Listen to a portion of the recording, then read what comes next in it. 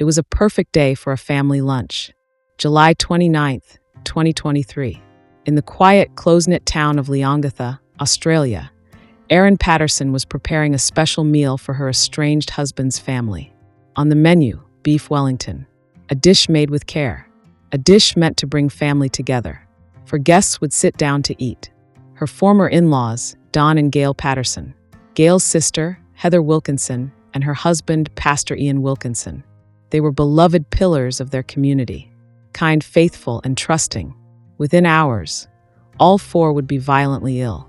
Within 6 days, 3 of them would be dead. The fourth, Ian, would survive only by a miracle, a full liver transplant, after being told to say his goodbyes twice. The host, Erin Patterson, who served the meal, she was perfectly fine. What happened inside that house? Was it a tragic, 1 in a million accident? Or was it a meticulously planned, cold-blooded execution? This is the story of the Leongatha death cap mushroom murders.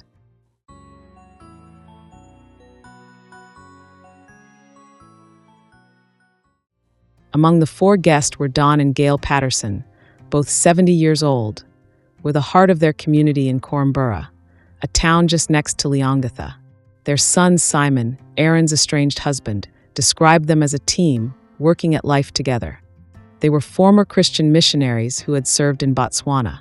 Don was an inspirational teacher. Gail, a devoted mother who homeschooled her children while they ministered to others. They had lived in Corumburra for nearly 40 years. Their lives were built on faith and family. Their son recalled how his parents always waved goodbye to each other, even when just parting for a short time, because one day, he said, would be the last wave. With them at the lunch was Gail's sister, Heather Wilkinson, age 66. Heather was described by her husband, Ian, as the embodiment of love, joy, peace, patience, kindness, gentleness, faithfulness, and self-control. She was deeply religious, just like her sister, and lived nearby in Corumburra. For Heather, this lunch was something new. She had never actually visited Erin's home before. And finally, there was Heather's husband, Ian Wilkinson, 68, a Baptist pastor for the Corumburra community, a man whose life, like the others, was dedicated to his faith and his family. These weren't just names. They were parents, grandparents, siblings, and spiritual guides. And on July 29th, they accepted an invitation that would, for 3 of them, be their last. The invitation came from Erin Patterson. She was separated from their son, Simon, but they were still co-parenting their 2 children. The reason for the lunch? Erin claimed she had important medical news. She told the family she had been diagnosed with cancer and wanted their advice on how to tell her children. Simon was invited too, but the night before he backed out. He sent a text. He just wasn't comfortable attending. The full, chilling reason for his refusal would only emerge later. In his words, he feared there'd be a risk she'd poison me if I attended. So, on that Saturday, only the 4 relatives arrived. Erin had sent her 2 children to the movies, ensuring they would be absent. She had prepared individual beef Wellingtons. This was a crucial detail. The recipe she claimed to follow called for a single family-sized roast. But by making individual portions, she could control exactly what went onto each plate. Ian Wilkinson would later recall the meal. A pastry case, when we cut into it, there was steak and mushrooms. His wife, Heather, even remarked how lovely the afternoon was, and later told a doctor the meal was delicious. That evening, the sickness began. Ian and Heather started vomiting, with violent diarrhea. They thought it was gastroenteritis. Don Patterson told doctors he had vomited 30 times in just a few hours. By the next morning, July 30th, all 4 were in the hospital. At Leongatha Hospital, Dr. Chris Webster was treating Heather and Ian. Then, he got a call from Dandenong Hospital, where Don and Gail were being treated. The moment he heard, his heart to sink. It wasn't food poisoning from the meat. It was the mushrooms. They had been poisoned with Amanita phalloides, the death cap, one of the most lethal fungi on Earth. Its toxins, called amatoxins, are thermostable. Cooking, freezing, or drying does nothing to reduce their lethality. Consuming just 1 can kill an adult. The poison works in 3 insidious stages. First, 6 to 24 hours after ingestion, comes the violent gastrointestinal phase. Then, a dangerous illusion. The symptoms appear to improve. Victims feel they are recovering. But all the while, the amatoxins are silently, catastrophically destroying their liver and kidneys. Finally, the third stage, hepatorenal failure. The organs shut down. On August 4th, 2023, Heather Wilkinson and Gail Patterson died of multiple organ failure. They were deemed too frail for transplants. On August 5th, one day after his wife, Don Patterson, died, he had received an emergency liver transplant, but his body was, in the doctor's words, all too sick to go anywhere past that point. Ian Wilkinson, alone, was fighting for his life. He was in an induced coma. Doctors told his family twice to say their final goodbyes. Dr. Stephen Warlow, the director of Austin Health's ICU, put it bluntly. "We thought he was going to die. He was very close." As 3 people lay dead and a 4th lay dying, Victoria police launched a homicide investigation, and their attention immediately focused on the only other person at that table, the host, Erin Patterson. Erin's own behavior was the first red flag. She, too, had gone to Leongatha Hospital, claiming stomach pains and diarrhea. But the medical staff immediately noted the difference. A nurse testified that Erin didn't look unwell like Ian and Heather. She repeatedly refused to be admitted for treatment and ultimately discharged herself against medical advice. Then the lies began. On August 5th, Detective Stephen Eppingstall interviewed Patterson. She told him she'd bought the mushrooms from an Asian grocery store in Melbourne, but she couldn't remember the suburb or the brand name. She said they were in plain packaging. She must have paid in cash. Police found an instruction manual for a food dehydrator in her home. They asked her if she owned one. Patterson's response, no. She claimed she might have had one years ago. This was lie number 1. She also told police she had no experience foraging for mushrooms and had never done so. This was lie number 2. While her victims were dying in the hospital, Erin Patterson was busy with what prosecutors would call a sustained cover-up. On August 2nd, just one day after leaving the hospital, CCTV captured her driving to the Conwara transfer station, the local dump. She was seen disposing of a food dehydrator. Police recovered that device. Forensic examination found Erin Patterson's fingerprints and traces of Amanita phalloides toxins, and the lies kept unraveling. Friends and acquaintances confirmed she had foraged for mushrooms as a hobby. Police even found Facebook posts where she'd shared photos of dehydrated mushrooms, writing in one group, "I've been adding powdered mushrooms to everything." The chocolate cake yesterday, the kids had no idea, but the most damning evidence came from her own digital trail. Computer forensics showed that in May 2022, over a year before the lunch, Erin's computer had been used to search for death-capped mushrooms on iNaturalist, a citizen science platform. In April 2023, the same month she bought the dehydrator, cell phone data placed her in the exact locations where death-capped mushrooms had been documented on that platform. She had visited the sites right after the mushroom observations were uploaded. And then there was her phone. In the days after the poisoning, she performed multiple factory resets, wiping all its data. When police asked for her phone, she handed them a device she knew was clean. This wasn't an accident. This was a plan. On November 2nd, 2023, after months of painstaking investigation, Erin Patterson was arrested. She was charged with 3 counts of murder and 5 counts of attempted murder. 2 of those counts were for Ian Wilkinson, and the other 3? They were for her estranged husband, Simon Patterson, the man who was supposed to be at that lunch.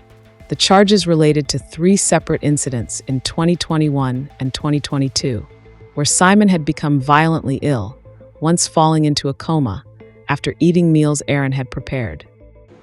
All 3 alleged incidents happened around camping trips less than 2 years before the lunch, where Erin had prepared food for Simon that he alleges made him sick. The first was in November 2021.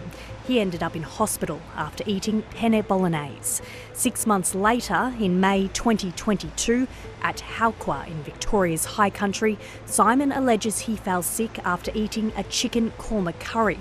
He was treated in hospital and initially recovered. But days later, ended up in a coma at Monash Hospital and required life-saving surgery. And then at Wilson's prom in September 2022, Simon alleges he passed out and was hospitalised after eating a vegetable wrap. To the outside world, Erin Patterson was a 48-year-old mother of two. But as investigators dug deeper, a complex and dark portrait emerged. A woman who, prosecutors argued, had two faces. She came from an accomplished family. Her mother was an academic. Her grandfather, a decorated war hero. But in private messages shown at her trial, Erin described her own childhood in chilling terms. She called it like being brought up in a Russian orphanage where they don't touch babies, and described her mother as a cold robot. Colleagues from a former job as an air traffic controller remembered her as eccentric and abrasive, with difficulty in social interactions. After leaving that job, she owned a second-hand bookstore, specializing in nonfiction about politics, parenting, and true crime. Her relationship with Simon Patterson was turbulent from the start. They married in 2007, but were in counseling by 2009. They separated and reconciled multiple times before a final split in 2015. For years, they managed an amicable co-parenting relationship. But in 2022, that relationship turned toxic. Disputes over money, child support, and school fees began to escalate. And Erin's resentment towards Simon's family, the people she had once said treated her like a daughter, began to boil over. When Dawn and Gail declined to get involved in the financial disputes, she sent bitter messages to friends. "FM," she wrote. "I thought his parents would want him to do the right thing. But it seems their concern about not wanting to feel uncomfortable are overriding that." In another, she called his parents a lost cause. Prosecutors and psychologists began to see a pattern. They theorized Erin was an injustice collector, a person who becomes consumed by perceived wrongs, maintaining a running tally of grievances. The financial disagreements, common in any separation, were, in her mind, unforgivable betrayals. This, the prosecution argued, was the motive. Not a simple grab for money, but a deep, simmering rage. A desire to punish Simon by taking away the people he loved most. And a desire to punish his parents for failing to take her side. She was intelligent. She was patient. And she was, as the prosecution would argue, a methodical planner. She researched the perfect weapon over a year in advance. She acquired the tools. She scouted the locations. And then she set the trap, luring her victims in with a lie about her own suffering. On April 29, 2025, the trial of Erin Patterson began. The attempted murder charges related to Simon were dropped before the trial, allowing the prosecution to focus the jury's attention on one single event: the fatal lunch. The prosecution, led by Dr. Nanette Rogers, laid out a devastating, methodical case built on what she called for calculated deceptions. 1. The fabricated cancer diagnosis used to lure her victims. 2. The deadly poison concealed in the homemade meal. 3. The false claim that she too had been poisoned. And 4. The sustained cover-up to hide the truth. The defense, led by Colin Mandy, faced an uphill battle. He argued this was all a terrible accident. He admitted Erin had lied about the dehydrator, lied about foraging, but claimed she did so out of panic that she would be wrongly blamed for a tragedy. The trial's climax came when Erin Patterson took the stand as the only witness for the defense. She was in the witness box for 8 days. She testified she did mix foraged mushrooms with store-bought ones, but had no idea they were poisonous. She claimed she didn't get as sick because after her guests left, she ate an entire orange cake and then purged, a result of her lifelong, secret battle with bulimia. Then she tried to explain the cancer lie. She admitted it wasn't true. She claimed she was actually planning to get gastric bypass surgery and felt too embarrassed to tell anyone. This, she said, was the important medical news she needed to discuss. It was the moment the prosecution was waiting for. Dr. Rogers revealed she had a statement from the very clinic Erin claimed to have booked. The clinic's practice manager confirmed the facility only does procedures regarding skin and appendages. A gasp was heard from the jury box. The lie had collapsed, revealing another lie beneath it. After 7 weeks of evidence and 6 days of closing arguments, the jury, 7 men and 5 women, began their deliberations. For 6.5 days, they sifted through the mountain of evidence. The digital trail, the dehydrator, the lies, the plates, the motive. On July 7th, 2025, they returned. Please stand.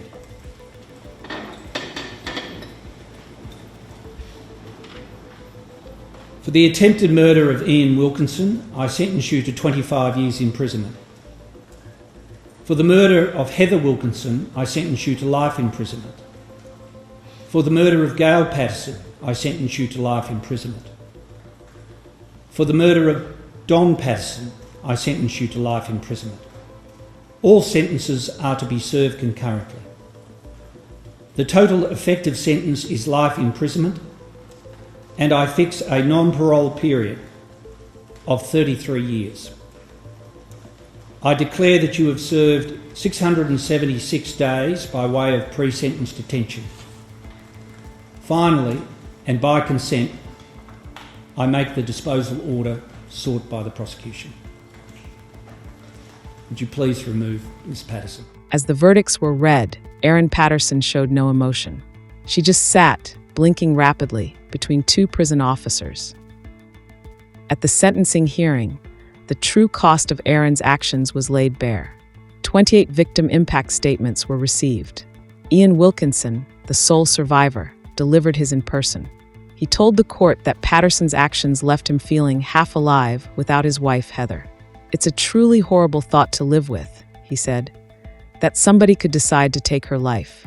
And then, in an act of extraordinary grace, the pastor offered his wife's killer forgiveness. "I harbor no resentment towards her," he said, encouraging Erin to accept his offer and confess.